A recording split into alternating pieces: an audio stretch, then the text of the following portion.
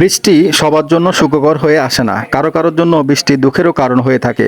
এই যেমন আজকে সারা দিন বৃষ্টি হচ্ছে, বৃষ্টি থামার কোনো লক্ষণই নাই। তাই বৃষ্টিতে মানুষের বাজার করা কষ্ট। আমি আতাউর রহমান সুজন, গাইবান্ধা ধর্মপুর থেকে আজকে আমি আপনাদেরকে বৃষ্টির সম্পর্কে জানাবো। এই যে সারাদিন বৃষ্টি, লাগাতার বৃষ্টি হচ্ছে এবং পানি জমে যাচ্ছে, মানুষ হাঁটাচলা কষ্ট হচ্ছে।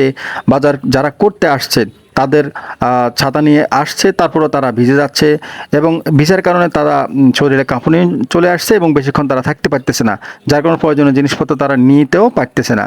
আর যারা দোকানদার, তাদের পণ্য তারা গাড়ি থেকে নামাইতেও পারতেছে না এবং দোকানটা ভালোভাবে সাজাতেও পারছে না, যার কারণে তাদের বেচা কেনারও সমস্যা হয়ে যাচ্ছে। বৃষ্টি সবার জন্য আসলেই সুখকর না। এজন্য বৃষ্টিকে অনেকেই পছন্দ করে, আবার অনেকেই বৃষ্টিকে ভয় পায়, কারণ বৃষ্টি আসলেই তাদের দুর্দশা শুরু হয়।